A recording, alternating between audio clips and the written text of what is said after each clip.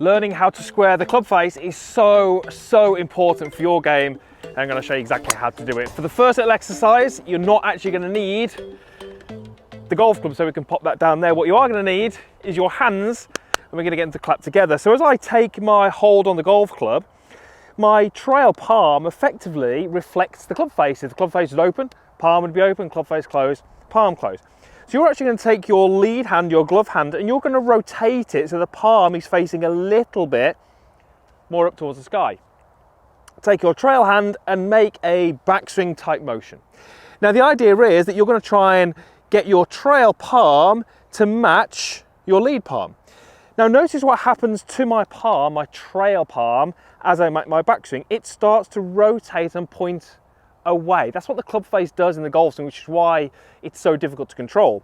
Many golfers who struggle, as they get to the top, will deliver the arm, the hand and the club face, but as you can see there, leave it way open. I can't clap my hands together. So the exercise should look a little bit like this. Palm goes up towards the sky, make a backswing, and then we clap together. And you can see how I'm having to rotate my trail palm on to match this one here. Great little exercise to start to feel how we take this palm, we open it and rotate it in the backswing, and in the downswing we reverse that motion. And actually, because this palm is in this position, it's actually encouraging me to slightly close the face as I do it, which is a perfect feeling for someone who leaves the face open. Now the second little phase to this drill is if you relax your lead arm a little bit more, when you actually clap it, you'll feel where the arm wants to go. Where it wants to go is effectively where the club face would be pointing. So if I was to relax my arm and deliver this trail palm open, so the wrong position, I'm going to feel that my hand is getting hit more out to the right of this hole. That's exactly where the club face will be pointing. If I can start to close the face, my palm or my arm gets knocked more in this direction. So there's two phases to that drill. Number one is, can we get those hands to clap together? Really simple. And the next one is to start to feel where the hand goes as you make that movement. Those two little exercises are brilliant for helping you understand how to square that club face. Now the second one, you're going to need something like a mid-iron and 8-iron, and I've actually used this drill fairly recently in another video, but I absolutely love it. I'm just having so much success with this drill. You're going to take the driver, you're going to hold the head, and you're going to place it just outside and behind the golf ball, as you can see there. And from that face on, I've got the club shaft fairly vertical, and from the down the line again, I've got the club shaft fairly vertical, and I've got my 8-iron here, and obviously the ball is teed up nice and high. Now when I make a backswing, I should be able to keep the driver head and therefore the club shaft pretty much in its position. It hasn't really moved a huge amount. But what I really wanted to try and do is clip the ball off the peg, keeping the driver in exactly its position as you do that. So what it's really encouraging me to do is not spin my shoulders out, because as I spin my shoulders out, you can see that the club shaft would move. So it's causing me to actually hold my shoulders, work my trail arm a little bit more down, and the only real way I can hit that golf ball is to let the club face and the forearm and the club head release past my body, as you can see I'm doing here. When I can do that, notice how there's a nice free swing of the golf club and the driver is not being moved at all. This, for many of you, will feel a very sort of armsy and handsy release, but that's great for someone who delivers the club face open. Very often the golfers who have that open club face from the top are using too much of the bigger muscles, and they're not actually letting the club head or the hands release through the golf ball. So this is, like I said, this is one of the best exercises that I'm using at the moment to really help golfers feel and sense what this really good release on the downswing is like. When I actually go ahead and hit a shot here, I'm kind of expecting the golf ball to go left, which is great. That's what I want. It tells me that my arms are releasing exactly as I want. And yes, it's a little bit of an extreme drill, but just make that movement, keep the driver in place, and we should get the ball going left.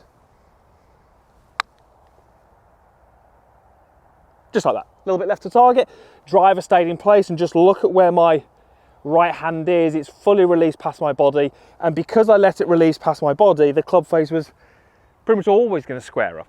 It was very, very difficult for me to deliver that face open. So the first little exercise, the clapping and that one together, really powerful. Put them together and you should be able to start hitting some shots left. Now we need to make kind of a normal golf swing and see how we can utilize those movements to square the club face. This next exercise is brilliant to do on the golf course. Potentially to the side of the tee as your player partners are hitting their shots, you can do this. It's brilliant for some pre-tee shot feels. I've got my tee, or where my ball would be, and then, you know, around about 6 to 8 inches in front of that, I've got my golf bag. I'm going to take my address, I'm going to hover the club a few inches above the ground, and I'm going to make some backswings and some downswing movements where I try and get the toe of my club to strike the side of my bag, and you can see that there. What it's doing is, again, it's teaching me, or getting me to learn how to take that club face, which on the downswing is pointing way over towards where you're viewing this from, and learning how to rotate it and actually get it a little bit closed at this point. Those of you who struggle, you will very often have, as you start down, lots of upper body movement, too aggressive, too much tension in the hands and the arms, and you're going to find that the heel of the golf club, or the club shaft, tends to hit the bag, and you can see how the club face on this occasion will be pointing way out to the right. That's going to give me a pretty poor result. So as I stand here, I'm just going to make some little movements and just get the toe of the club just to feel like it makes contact with my bag. Now, as I said, if I'm just to the side of the tee box doing this, great. When it's my turn to hit, I peg my ball up. I've just given myself some really great feels on what I need to do to square that club face. I'd almost guarantee that if you do that before your tee shot, it's not going to go to the right. You're going to get a much, much better result. Now, this fourth point, potentially the most important one so far, really key that you get this one right. So stage number 4 is trying to put it all together when there's a golf ball there. Now you can see that I've got one of my alignment sticks in the ground. This alignment stick, so important that we have this in place. You'll notice that I've got it, you know, around about, what is that, 4 feet back from the golf ball, in at a pretty shallow angle, pointing over the golf ball. Now, if I take an address and just do a normal takeaway and return the club to the ball, you can see that I would not be hitting the alignment stick. So we know that's in the right place. Why is it there? Well, watch what happens if I put myself into this downswing position. From here, golfers realise that they need to square the face. They realise that the club face does not point towards the target, and it's something that obviously we need to do. But one of the ways that we often see golfers try to square the face is with the forearm. If I use the forearm and rotate it, I will square the face. But you can see where the club has gone. Now the club kind of points where I want it to point, but the golf club's coming in from pretty much the incorrect angle, as you can see there. It might help me control the face, but I'm going to get some pretty poor results. So it's pretty common to see a golfer who struggles with an open face fixing it by trying to make this movement here.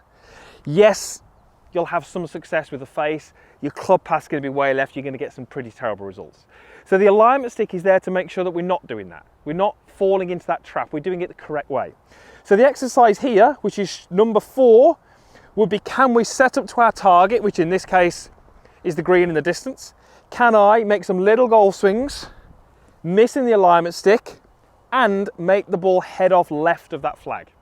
If I can do that, it's going to give me everything I need to know about the little swing I made. I'm going to go pretty slow speed, but the goal here is to miss the alignment stick and make the ball go left. Perfect. Path was good, face was closed. I used all of those first 3 little exercises, had the feels, used that, delivered it perfectly. That is how you square the face in the golf swing.